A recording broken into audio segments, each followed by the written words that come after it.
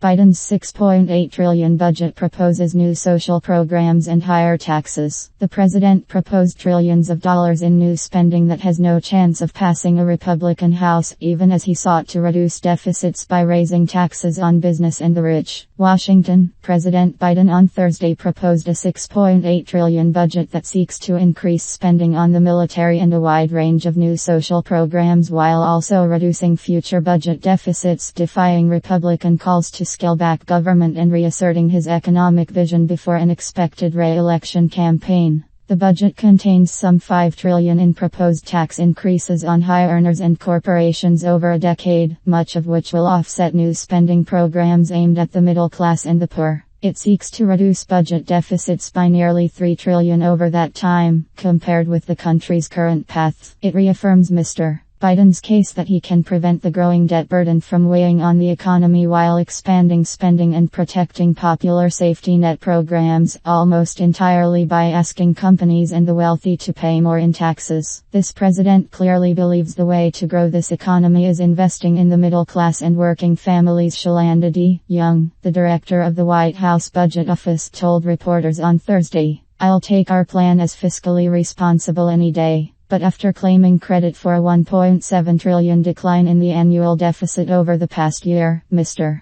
Biden now sees the deficit increasing again in the 2024 fiscal year, to $1.8 trillion. The jump is larger than other forecasters, like the Congressional Budget Office, have projected. It is driven by rising costs of servicing the national debt as the Federal Reserve raises interest rates to curb inflation and by new programs the president is proposing that are not fully offset by tax increases in their first year. The plan was certain to draw swift criticism from Republicans, who are locked in an economically perilous debate with Mr. Biden over the borrowing limit, which House conservatives refuse to raise unless he agrees to sharp spending cuts. The proposals stand little chance of becoming law because Republicans won control of the chamber in November. Instead, Mr. Biden's budget request was a political statement of values aimed at winning public opinion amid the debt limit fight and a nascent 2024 campaign. He was set to unveil it on Thursday afternoon in a speech in Philadelphia, a swing state setting. The budget reflects our values as a nation of good people, growing in a new age of possibilities and standing as a beacon to the world, Mr. Biden wrote in the document's introduction.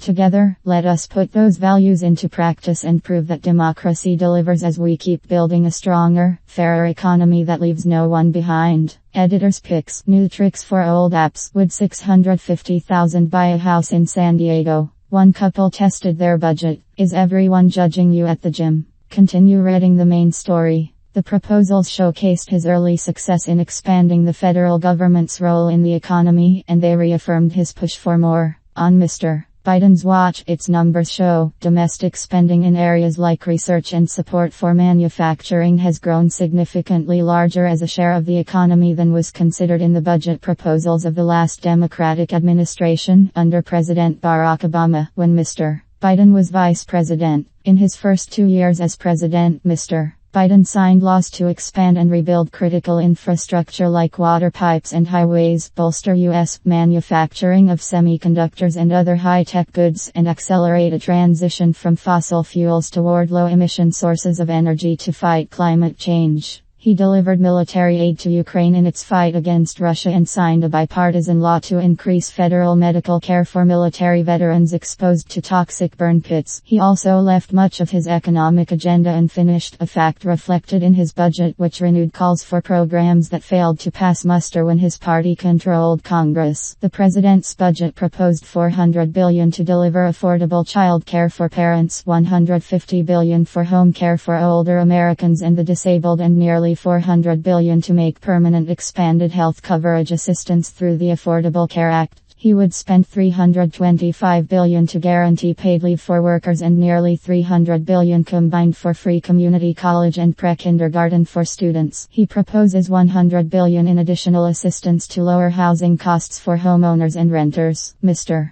Biden would reinstate for 3 years an expanded child tax credit, which was included in the economic aid bill he signed in 2021 but expired last year, as a means of reducing child poverty. He would make permanent a change in the credit that allows people to benefit from it in full even if they do not make enough money to owe federal income taxes. Together, the changes would cost more than $400 billion. To help offset costs, Mr. Biden proposed a series of tax increases on corporations and the wealthiest Americans. They include a 25% tax aimed at billionaires. He proposed a similar tax last year but at a lower rate, 20%. He also proposed quadrupling a tax on stock buybacks and renewed his call to roll back President Donald J. Trump's tax cuts for high earners and to raise the corporate income tax rate to 28% from 21%. Mr. Biden proposed raising and expanding a tax on Americans earning more than $400,000 as part of efforts to extend the solvency of Medicare by a quarter century. He is also proposing new savings for the government based on more aggressive negotiation over prescription drug prices. But for the third consecutive budget, Mr. Biden did not propose any new initiatives to extend the solvency of Social Security, unlike in the 2020 campaign, when he proposed to expand benefits and bolster the program's trust fund by effectively raising payroll taxes on people earning more than $400,000 a year.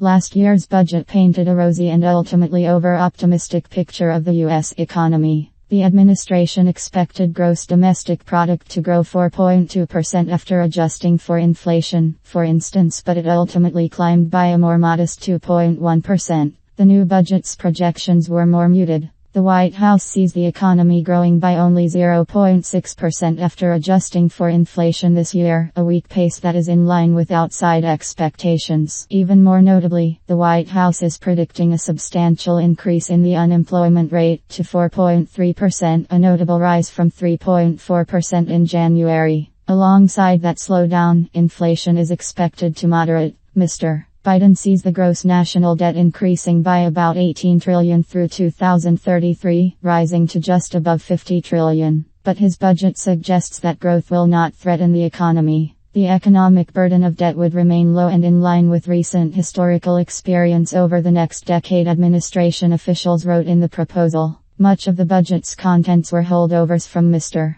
Biden's previous proposals, but it also included a few new ones. One of them is a tax on the energy used in creating new digital currency assets, known as cryptocurrency mining. That practice relies on large amounts of electricity and generates emissions that contribute to climate change. Administration officials want to discourage the practice, which they say impedes the country's energy transition. So they proposed a 30% tax on the electricity used in it, phased in over the course of 3 years, whether that comes from an electric utility or a localized source like a home solar panel, on the theory that the energy involved would be put to better purpose in another use.